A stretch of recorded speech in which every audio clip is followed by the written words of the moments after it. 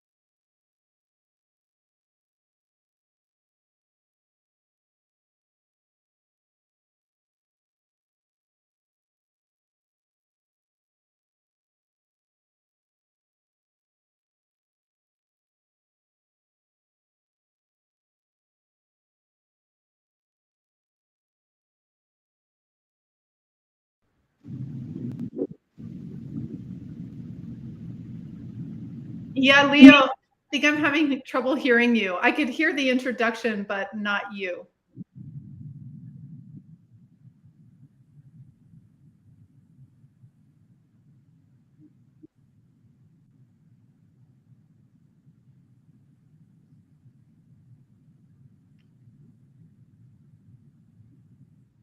Hello, everybody. I'm excited about today to hear Leo's astrological update of what's happening right now in the skies and in our bodies, in our communities. While he's getting that set up. I can't hear you. Okay, so he said keep talking. So hi, my name is Zenka, and I'm going to be talking today. Leo said, I really want to interview you about your contact experiences, so we're going to do that. And we're really just going to talk about, the wider scope of consciousness and how this all fits in. I'm the founder of Lightnet. We're a citizen science lab that's combining spirituality and science in a way to try to see if we can accelerate a mass awakening on the planet, to remembering who we are and what we're capable of. There's so much compound growth happening right now on the planet, and so many challenges and so many opportunities. So how do we really bring our best selves forward? And I think it's really remembering what we're capable of. So Lightnet was founded with this in mind, to share the highest wisdom on the planet with as many people as possible so that we can come together. We're doing an e-contact group with Leo, and he was in my one of my groups that we set out a couple months ago. And I've really loved getting to know Leo because he's such a wise guy. He has such a lot in his toolbox, and he's going to be leading a group to make ET contact. So we're taking 100 people. This is a big experiment, right? We're taking 100 people to see if we can make contact by using our intentionality, our consciousness, and our love. And we had the first 42 people go through the lab, and 94% of the people made ET contact. It was astounding. We never, ever thought we would get those results. And we realized that when you are in a group of people who are loving and supportive, you can almost get out of default reality where you think, well, that's not possible, that's not logical. But where we're going in the Aquarian age is something, it's the non-physical, right? We're starting to expand our consciousness into something much, much bigger. Can't hear you yet. It seems to be almost working. It seems to be almost working. But we can't hear your voice. So yeah, and that's the thing. We're really moving into something that's unlike everything else that's come before. You know, we're used to studying trees and rocks and the physical world, and now we're starting to understand that there's so much beyond what we can see with our front two eyes, and what we can measure. I'm getting an echo. But why don't you talk?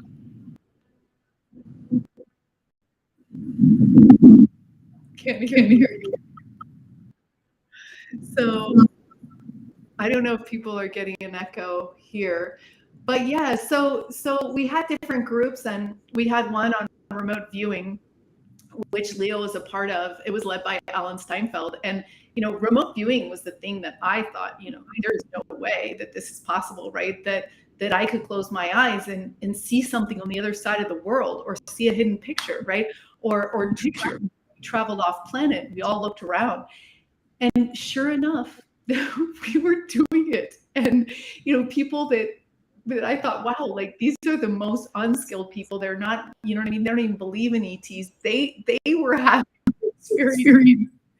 So it really my view about, you know, the fact that you don't need years to learn this stuff. You don't need to be special. Chakras don't need to be perfect. Like all this stuff doesn't matter. It's really just letting go, letting yourself have an experience of the divine, of the consciousness, of unity consciousness, like touching God, right? It's like allowing yourself to step outside of what you know for a moment. And what happened was we started to realize, we started to trust it. We started to trust our intuition. We started to trust the radios we started to trust each other. And in Leo's class, we like, oh, okay, we can count on Laura for this part of it. You know, it's like I was getting clairsentient, so it's like smell. It was like clairgustance. So it's like all these different like as a team we came together and we're able to really fill in a picture. And that's also what we're doing in Lightnet in the world, and what this radio is doing, what Perspective Sky is doing. Is we're coming together to bring our piece of this puzzle. And it's not going to make sense until we all come together. You know, in white light, there are all colors, right? All the rainbows, like 12 tribes. This is what we've been told. So this is the time for us to stand up, to share our knowledge. No matter how strange it may seem, no matter how, you know what I mean? This has been a long time coming. And, you know, like I said, I'm really excited for Leo to lead his group, because astrology is something that I never even understood or knew about, you know, and, you know, I've had coffee with him a bunch of times, and he's been like blowing my mind and healing my psyche and saying like, Zenka, you have to listen to all aspects of your chart. You can't just be Aries. Like, where's the Cancer? Like, if you don't take that part in, you're going to get sick. Like, there's no balance. So it is about holistic thinking. It is about holistic living. And this is what we're doing. This is what unlocks the golden age. This is what unlocks the Renaissance. It's understanding what we're capable of, together, right, in this world. Leo, do you want to talk a little bit? Did you make some adjustments? Okay, still can't hear you. Wow. Do you want to unplug and replug your microphone to see? So, or I don't know. So yeah. So I think, you know, so I know Leo was planning in his small group. So these teams are only 8 people, and those are designed partially on, you know, the Bible says you need 12 people. You really only need 3 people. Limit Tiger says you need 8 people. But once you get 8 people, 8 to 10 people in a group, a couple interesting things happen. Number one, people bond like family. If you have like 13, 14, 15, 20 people in a group, you can't really connect at a deep level. You don't remember about their lives. You know what I mean? The second thing is intentionality. When you create a morphogenic field around it, these things that are not really as grounded, I mean, into this reality. Like the ET thing is starting to ground. It's been grounding forever, right? It's always, the Native Americans always had these experiences, but we're grounding it more in because the collective is asking to have this experience. If we want to go to Mars, the technology will be invented to do that, whether it's through a ship or teleportation or what, you know what I mean? So it's like our desires. And that's why it's important for us to always think about, what are we creating and what do we want, right? So our belief systems create what Mercury retrograde communication issues, right? So this is one thing, like, I did not understand Mercury retrograde. I mean, they talk about the computer systems going down and stuff like that, but really, Leo was explaining to me this the other day in coffee, and he's like, Zenka, Mercury retrograde happens 3 times a year for 3 weeks. And what it is it's a rethreading.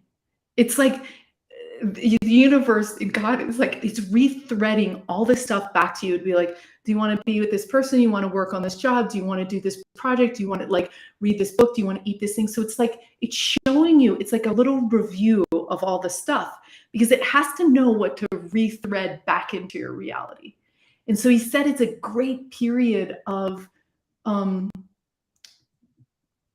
I don't want to use the word review again, but he said like evaluation, right? So you're evaluating.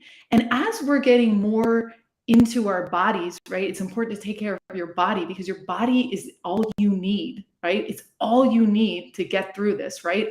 And so you want to feel in your body, is this project right for me at this time? And, for people like me, who's always like people pleaser, super empathetic, it's like you end up saying yes to everything. And that doesn't serve anybody at all. They say that the biggest regret people have on their deathbed is literally living life for other people, whether it was your parents or your spouse or your friends, right? So it's super important. If we're all supposed to bring a piece to the puzzle of this grand, like, beautiful thing that we're building and creating and living, and you're bringing the puzzle piece that's not really yours because you thought you should, and you right? Your frequency is already down because it's not your joy, it's not your path. And so I think that's Mercury retrograde. It's understanding, it's not making harsh decisions. And, they say you're not supposed to make a quick decision. It's just it's like a taking it all in. It's like a feeling state. Like, how does this feel to me? And I think a lot of us are caught in this, like, I should be this way, instead of, do I want to do this authentically?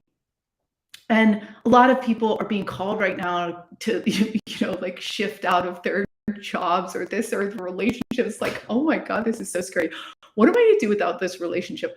What am I going to do without this job? And so it becomes super scary, because you don't know what's on the other side. But what I've realized is that when you're true to yourself, because no one is alike on this entire planet. Nobody.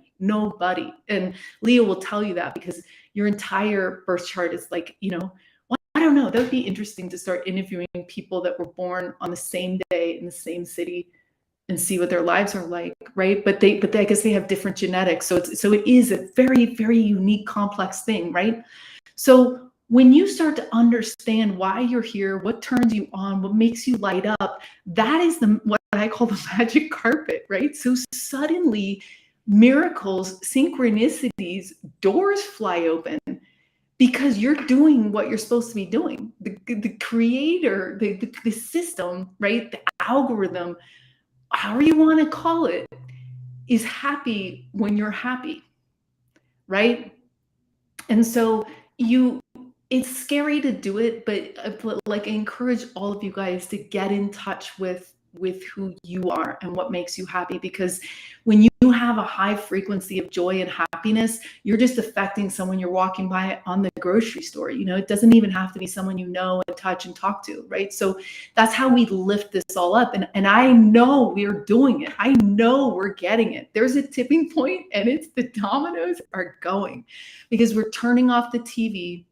We're starting to tell our own stories. I heard a thing that like eight out of every 10 Twitter accounts are bots. That means that who's ever controlling the narrative can control our groupthink, control where we're going, right? So that's why it's important that we all just go, turn off the TV and go like, what do I want to create? Who do I want to be? Who do I want to be with? You know what I mean? And then relax and have fun. You know, I'm like one of the few, I take life a little too seriously. You know what I mean? I'm like super intense person, but it's also, this was designed for us to have this gift and to have this learning. And sometimes learning is hard because sometimes you get hit by the 2x4 or the truck and you're just, I mean, I've done that. Like they say, like, I think in the Buddhist teachings, like, okay, the first thing's like a toothpick, then it's a stick, then it's a 2x4, then it's a ton of, you know, a truck full of wood. And I've been hit by truck full of wood where I've like, wow, I have to change my life. I have to change course. So yeah, so it's not for the faint of heart, this life, but the more that I'm in it and the more joy I'm having, like I really feel like we're unstoppable at this point. Love has won, and we can see now where this is all going. And it's in communities like this, Oneness Radio and Perspective of the Sky. It's in the willingness to look at ourselves, love ourselves, right? You can't heal yourself if you don't love yourself. And that's like some people love other people too much and some people love themselves too much, but it's like, it's like all about this balance, right? So we're still waiting for the audio. And I guess Leo had really said, he's like, Zenka, I want to ask you about your ET experiences. So I guess I'll just go into that right now. You know, I should say that like, I'm from the computer world. You know, it's like I ran tech companies. I've worked at Akamai Technology, started a web development company with my husband in Argentina. Like, I mean, I was in it, right? Tech. I didn't even know what chakra was. I didn't know what Reiki was. And one day someone did Reiki on me at a party. I wasn't even lying down. He's like, here, like this. And I was like, I can't feel it, do it harder. And the next day I had so much energy running through my body. I threw up everywhere, threw up again. And I was like, wow, I got to lie down. And I laid down on my bed and the equilibrium of the whole room shifted and I left my body and I had a life review and saw my whole life. And it was a prism of 3 options. So I saw my best friend who had a kid literally in this life 1 month earlier than mine. And my other best friend in Argentina, same thing, a child exactly the same age, 1 month later, right? So it's like, this is your life and what it would look like in all these scenarios. And it was a really loving transmission. It was like everyone was here to help you, Zenka. Like we were all like, all the stuff you thought, like people were like, oh, I'll get you this, that. We're like, no, we were just lovingly trying to guide you on this way, right? And then I met someone who's like, yeah, I'm Arcturian. And I'm like, you're what? You're Arcturian? And so it's like, boom. I was like, wow. And after, by the way, after this time where I had this experience, I started for 2 or 3 weeks, everything was in synchronicity. Every radio station, on every song, every billboard I saw, every t-shirt I walked by, every encounter, it was like the most, I couldn't eat things. I couldn't sleep things. I'm on the internet. I'm on YouTube going, what just happened to me? I had no one to talk to, nothing. I was like, wow, I thought I died. I might have died. I don't know. I mean, it was just so different from and I was like, why didn't anyone tell me that this is how reality, I mean, I wanted to go back. It's like, I wanted to go back. I was like, what happened? So, but what happened was this like supreme divine synchronicity between everyone I was encountering. And I think that we're starting to feel that as a collective now. We're starting to be like, wow, I can't believe I just met that person. Wow, they're bringing the peace that I needed. Wow, this is so cool. Like how beautiful this couple is formed. How cool is this happening, right? So as we lift ourselves individually, we lift everyone we know, everyone, right? Everyone, we go together. We're going to fail or succeed together, right? So this girl, so back to the ET stuff. So this girl tells me she's Arcturian. I'm like, wow, that is wow. And I was like, she's like, yeah, you know, we're ETs having a human experience. And my mind just completely went open. It was like, oh, and I was like, that's interesting. So it was like an entire story block, a new narrative was completely opening up in front of me. And I never heard anything like that before. And I was like, wow. And I was like, wouldn't that be cool? Wouldn't that be cool if we were these other beings with other capabilities and other lives and otherness about us? And here we were driving these human cars in this lifetime. And so what I realized is the starseed revolution was allowing people to identify with something bigger and better than themselves. So when you're failing at your humanness here and going, this is so hard, when you anchor to knowing like, hey, no, you know, I'm an Octurian, or I'm a, you know, Lyran, or I'm an Andromedan, and I can do this. And I can't, you know, you believe in yourself in a different way. And it also opens up to all these other realities, right, that could be happening, right? So I started to be interested in physics too. And it's like, well, wait a minute, are we just seeing part of is this just part of it? Is this physical world just part of it? Like, what is up with the third eye? What is up with these other dimensions, you know? And I remember I was like, I don't believe in past life. I do not believe in past lives. Like, that is one thing I do. And then all of a sudden I did. And then I was like, I do not believe in ETs. And then all of a sudden I did. It was like I was watching my entire belief system just like fall into the ground. And I was like, wow. And I wished I kept track of it, because it was such an interesting expansion experience for me.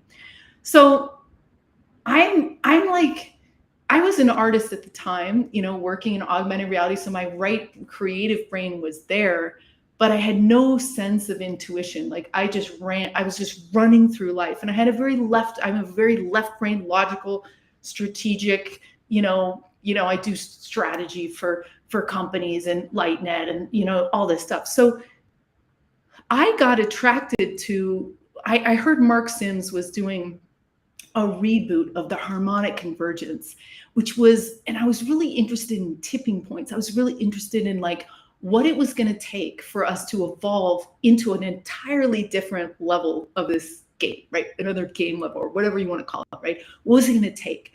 And I had studied Maharishi effect, and they said, oh, well, it takes 1%. If it's master meditators, it takes a square root of 1%. But 1%, so it's like 7 million people, right? I was like, wow. Or 7,000 if you look at the cities, right? So I was like, wow. And here was Mark Sims, like, he's like gung-ho. He's like, I was guided to do this by the star people. I'm going to get the entire world to meditate over the course of these, like, whatever, 10 days. I don't remember what it was. And we're going to, and we're going to see ships come into the sky. We're going to do this. So he interviewed all these people. And I was like, Mark, I called him up. I didn't even know him. And I called him up. I said, I have to measure this statistically. I have to, okay, so Mark Sims is, you know, he was a scientist who worked in compute, you know, he made a bunch of money in computers, and then he invented a system, a CAD system, to see how you could put atoms together. And he was told that it was a dangerous system. And so he shut it down, and he had a massive spiritual awakening, where he asked for contact. Like, and that's important, right? And I believe it's important for all of you to know that it's my understanding that when you interact with other dimensions, whether it's like your dead, you know, boyfriend or father or whatever, or an ET or whatever, right? There has to be a mutual agreement field, right? Otherwise, they would be like our dead ancestors would be bothering us all the time, right? There would be no, you know what I mean? There's no agreement. You have selected Microsoft. You have to agree. You have to agree. David Old faxes where you like, is like you call it, like the handshake has to happen, right? So he set a very strong intention. He said, I want to encounter ETs.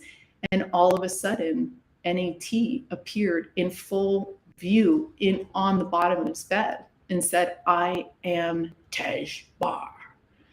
And he merged with his body. He allowed him to go into his body, and they spent a week together, and he learned string theory and all this physics and how we start out as animals, in a small way, and then we graduate and we graduate and we graduate into collectives, right? So that's another thing we have to understand as a collective. We start to understand that we are all each other, right? So when we help each other, when we fit in with each other, when it all feels right, that part of we're evolving into something more orchestrated and beautiful and one, right? So he got this thing. They said, do this, organize this thing, and it was a repeat of 1968 of how they did this mass meditation on the planet, which is fascinating, right? And I knew from the Maharishi tract that was powerful. So I go in, I've never seen a UFO. I never seen any of this. I was just sitting there with all my data science going, let's measure this, right? So the first night before the conference, we're like lying out in his backyard in Ojai, California. And there was this really cool guy, Aaron, who was there. And his girlfriend was there. And maybe, I don't know, 12 other people. And all of a sudden, I saw something. And I was like, wow. And Aaron had seen it too. And then I saw something else, and his girlfriend had seen it too. So it was like interesting. So we hadn't all seen the same things, but I felt bonded with the people that I did see, right? That with. So we go on, we do this thing. It's like global broadcast. And at the end of each night, he would broadcast out the Skywatch, right? And without fail, he would turn off the cameras. And this was like the first night. So he ended the broadcast. There wasn't super things happening, right? He ended the broadcast. I was like, okay, I need to go and start the next surveys and figure out, did people make contact, da, da, da, da. And all of a sudden I heard screaming, and I went back down, and there was, 40 people who were seeing ships, and I was seeing ships, and we were seeing things that did not make any sense. They were going, they were going the wrong way. They were going in and out like that. I mean, it was like, it was fascinating. And I don't know why it didn't happen when the cameras are on. We do this with spoon bending, and sometimes there's a lot of, when there's pressure to bend the spoon, I just ordered a new batch of spoons and tested it out, and I can't unbend it now. So it's like really interesting. But anyway, so it was interesting, right? And so from there, I started to, think like, wow, this is really interesting. But I wanted more direct contact. I didn't just want to see ships, you know what I mean? And I had some channeling experiences with like really, really amazing channelers who told me a little bit about my origins and started to make these other dimensions feel more real to me, right?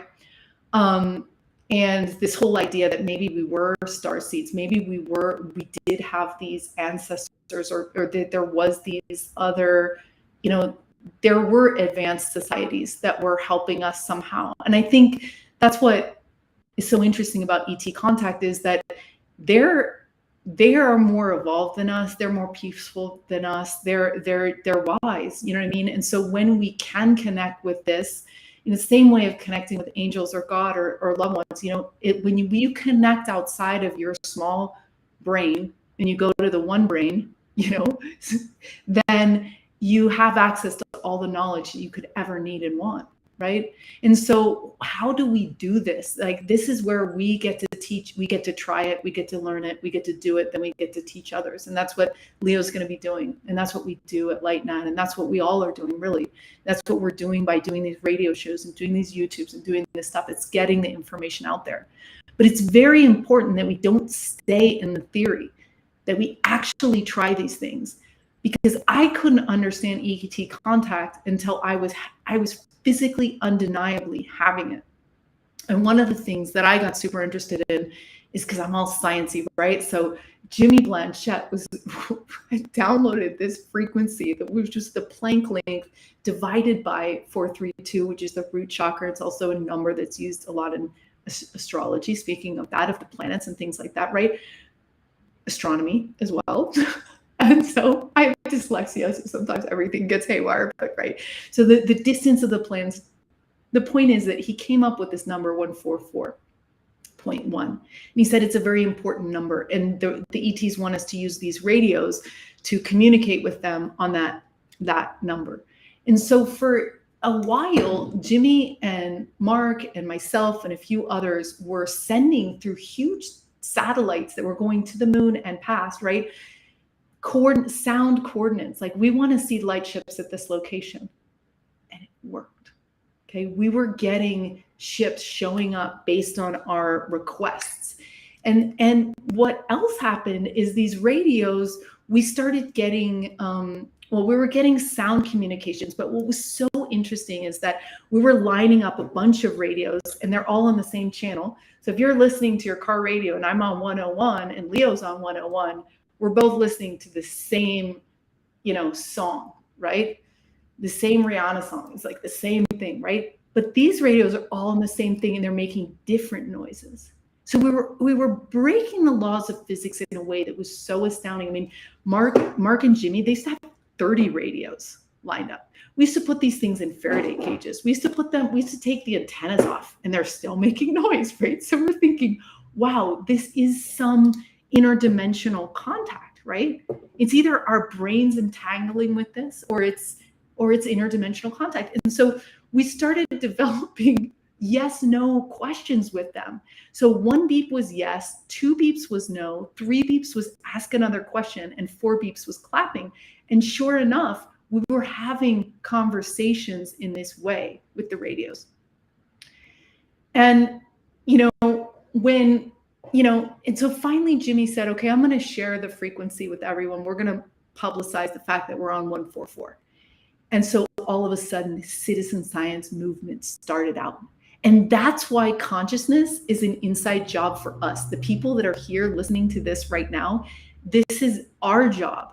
Okay. It's not the universities who can bear, are funded by who knows what. It's not, I mean, they're starting to do this research, but they're in their corral. It's not for the government. It's like this is our job. And it's our job to be curious, to ask questions, and to share our knowledge with each other, right? Because they're still catching up. They're a little bit slower because they're institutions, right? They have all these traditions, this trajectory, right? And so they just can't. It's fine. It's like they're doing their role, whatever, right? So anyway, I was like, okay, so Lightnet, we're going to try to 42 people make contact with ETs. And I was like, all right, so we got Adrian doing channeling. We got Alan Steinfeld doing remote viewing. We've got me doing the radios. And we got Daniel doing dreams. And so the radio group, I said to myself, well, the next evolution, now that we've got them saying yes or no questions, is to have them send us pictures. And so unbelievably, that is what happened. We had this guy, John Ramirez, in our course, and he finally pushed us to go into the computer so we could analyze the signals super precisely. And so I've got this huge antenna here. It's $35 on Amazon. Again, that's why like citizen science like so great. It's like these radios are $25. You know what I mean? You don't need like thousands of dollars, right? So we hooked it up. We figured out what software, and all of a sudden on 144, we were seeing an image band of totem of faces, of angels, of Indian like goddesses, of animals. Like, it was unbelievable. And John's like, oh my gosh, this is happening for me. And I said, okay, I'm getting equipment. And then I tried it. And then we created an entire database of all the patterns we're seeing. So it's been really beyond our wildest dreams. And I know with the remote viewing class too, that Leo was in, we did some interesting stuff, because at some point I said, Alan, you know what I mean? This course is about ET contact. Like, I mean, we can remote view, but mostly it's been used in a military context, right? To know where people are and all this stuff. But like, that's not what citizen science wants to do with it, because like, we don't care about all that stuff. Like, we're just like post-war situation, right? So, but it was like, but the intention, the curiosity, love, and light. Now we're not always going to be focusing on ETs. We're going to focus on, addictions and finding your purpose and healing and all this other stuff. But this was the ET contact inaugural lab. So I said, and he's like, okay, let's go off planet. And he knew he was going to do that. But we started, we'd gotten our sea legs with, we started to trust ourselves with what we were getting. And all of a sudden, Alan starts taking us off planet, and he picks these crazy planets that had, that he had found on the news where they'd seen like metal blocks or like huge like stone formations or pyramids. These are actual photographed locations, you know, from satellites that had been seen by whatever space station or whatever satellites are out there, right? And he would have us go there, and he's like, "What's going on there?" And it was mind-blowing, because all of a sudden we had built up our consciousness as a team, like I said before, and we were starting to see the same things, right? And coming to the same conclusion. So we realized that this is, again, that microcosm of that other idea, was where we all have to bring our uniqueness to the table, each and every one of us. And that's where the full story comes. That's we're paving the Yellow Book Road to our, you know, to our this conclusion, this elevation, this bliss, this oneness, right, with God and everything that is, right? So anyway, so it was really fascinating. And then we started going on ships. It was like crazy. And then we started traveling on a ship with ETs to other places. So it's like, it's literally, you know, it's fascinating, because I was looking through the archives today. One of the cool things about the contact labs we're doing is that you get in a small group so you can bond, but you get to see the archives of all the other courses that have ever been in the lab, because we really want people to have a ET contact experience. And if you're in the Radiant group or Leo's astrology group, but you still want to know about dreams, you still have all those archives. So I was looking through the dream archives today, and they were talking about the context of missing time. Daniel was, and in your dreams, you also have missing time because you don't remember your dream, right? And so I really got wondering about what happens when we dream. What happens when we die, right? I know we don't die. And yeah, so it's like I really started to like noodle at this, and starting to wonder, like, how, as we curious citizens, how can we explore where we go when we astral travel, where we go when we dream? Is it an adjacent reality, right? Are they, you know what I mean? Like, how does this work exactly? So one of the things that Leo's going to be doing in his class, which is going to be like the lucky 8 people who get called to be in his group. And that's another thing, like, people, we had this interesting kind of, like, I get goosebumps sometimes. And when we had our first classes, you know, it's like people are like, I was called to take this class. You know, it's like, I was directed to join this class. You know, it's like, so you're in a group with 8 to 10 people that it's not a coincidence that you're in that group, right? And so Leo's frequency is going to be holding that call of those people. And one of the things he's going to do in his group, which is going to be super fascinating, is that he's going to take the charts of every single person in the group, and he's going to explain it to you, and you're going to look at it like, where were the planets when I was born? Where are they right now? Right? So there's the way that this entire system, and I wish we had sound on Leo's part, because he's a genius and he can explain this much better. But I think his idea is that, and this was echoed in Altair's work and other people's work. So I think the thread that he's on is a really, really promising and really, really cool, is to understand, what were the energies like at your birth, right? Were you lined up with the Palladian star system? You know, how does this work, right? Because this is about receiving information. You know, it's like, as we're balancing the masculine and feminine, we're used to just doing, saying, speaking, and not listening, receiving, intuiting, right? And so when we take those planets and those systems where he's going to point out to us, these were important in your chart. And so that's where you start. That's where you start. That's where you're going to feel most at home. And, you know, all this stuff can be scary to people. There were people in the courses that were scared, because it's like, this is very outside of what we were taught, or how we know things to work, you know. But little by little, not only do we realize we're in control of the experience, because you can request that this doesn't, you know what I mean? You set, when we talked about that relationship between them and us, right? You have that ability to define, right, to some extent, how that goes, right? So anyway, I know that Leo is going to plan on taking us off planet together, and it's in this like quasi dream space, this lucidness, right? Where your vehicle, your right, left-handed brain is not completely in control. And that's what we haven't known how to do. And that's what we're learning how to do. And that's where, there's times in our day where we really have to be like, coom. And there's times where we're looser. And a lot of people have been calling me and saying, oh, Zenka, I saw a UFO while I was driving. That's because you just can half pay attention to driving. You're not doing, you know what I mean? You're just being a little bit more. And so you can allow this stuff to come through.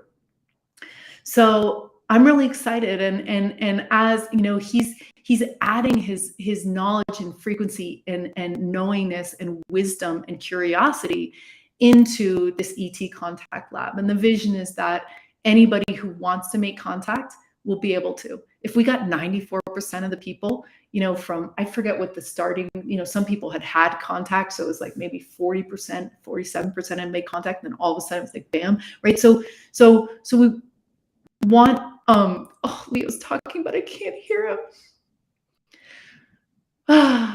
Would it work for you to reboot your computer, or would that just close the stream? I wonder. It might close the stream since you're the one originating it. Yeah. Okay. So, wow. I'm going to have to use my intuition, but okay. So maybe we can take all these questions from the chat here. Okay. So we've got a question here from Waters of Healing, Trust and Release. I love it. Right. And I don't know what the rest of it. Talk about the class and how the guided meditations to other planets we use. Yeah. Astrology charts of participants. So again, like when we're doing this work, it is literally an inside job, right? So your inner world, like, so knowing your planetary chart is really important because it's giving you clues to the uniqueness that is you, right? And so you always want to start from that thing. If you're starting always externally and stuff like that, it might not have the impact. And I think that's okay. That's really important. So I'm getting in a chat how to sign up. So you go to lightnet.org and there's a big thing right there. And you can click on it and it will get to the guides and Leo's stuff. And you can just click on it. And it's $199. And it starts October 15th. And you will, so you'll be in a small group. You have a way to chat with people. We're banking all the knowledge. We banked 435 different resources for people. And I think the opportunity is that you're going to feel more connected to yourself. You're going to start trusting your intuition. You're going to start downloading information from angels, ETs, God, your higher self. All that stuff is going to start flowing into you, and it's going to help you in every single area of your life, right? It's going to help you make better decisions. It's going to help you in your job. And so yeah, we do a kickoff ceremony with all the teams. And the idea is to get, so we had 42 people in the last groups. The idea is to get 58 people to complete 100 people. So this is a proof. If 100, what happens to 100 people, right? So everyone is 1%. So Leo was 1%, right? Of this first 42. And he made contact. So he, he's part of the 1%. So we're creating a new belief system of, hey, this is possible. And I think for me, that's been the biggest takeaway is that, like I said, it surprised me because it wasn't that people needed to have their chakras perfect or eat certain ways or be super spiritual or have had childhood experiences with the paranormal. None of that. Like we had people that had none of that. And they were understanding for the first time their connection to all that is. They were understanding that this is so much more than, there is so much synchronicity here to love and guide us through this difficult time. And it's just right there. And it's just right there.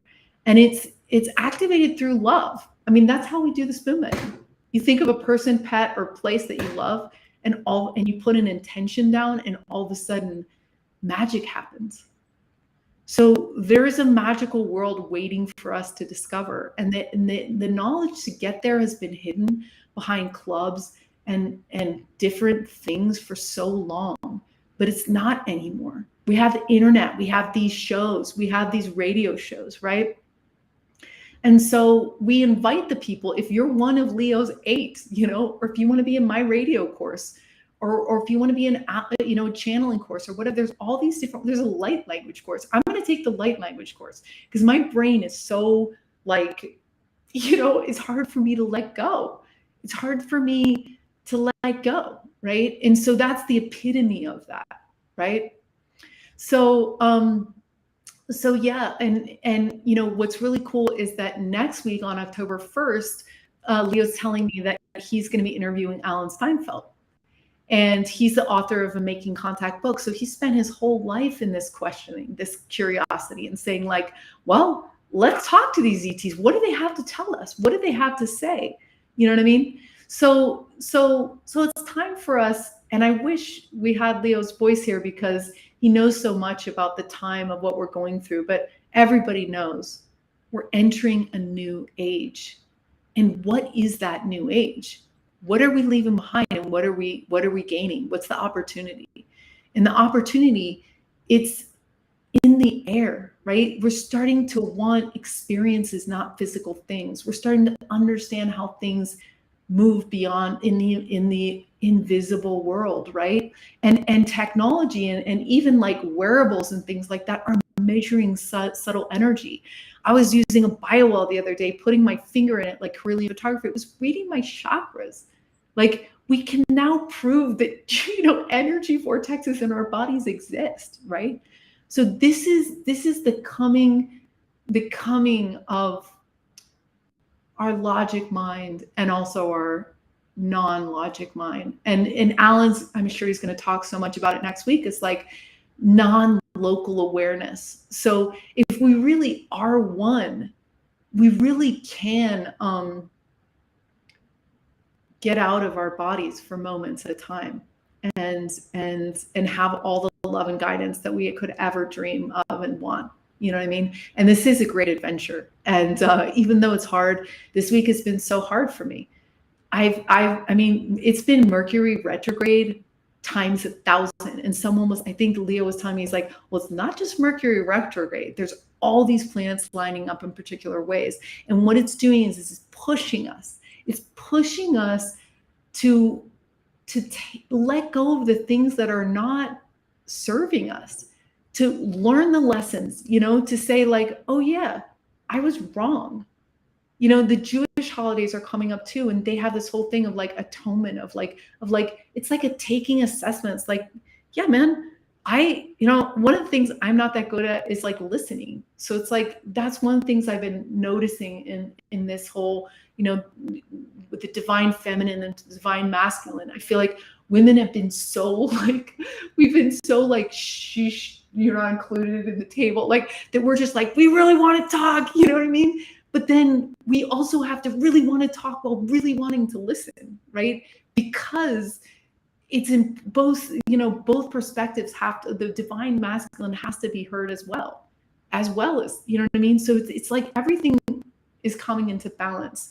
And so, like I said, back to what Leo was telling me about my personal chart, he's you have to allow everything which is in your chart to be heard, to be in balance, right? So we want the skeptics to be heard. We want the people that are really deep into this to be heard. And we need to allow all that stuff, because in that is this I don't know if the Yellowbrook Road is the right metaphor, but it's I can tell you that every step I take forward, the more I disarm myself. It's almost you're becoming more vulnerable. We're trusting each other more.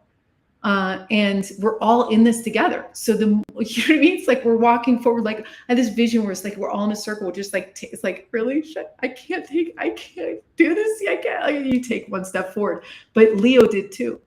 And so did someone else.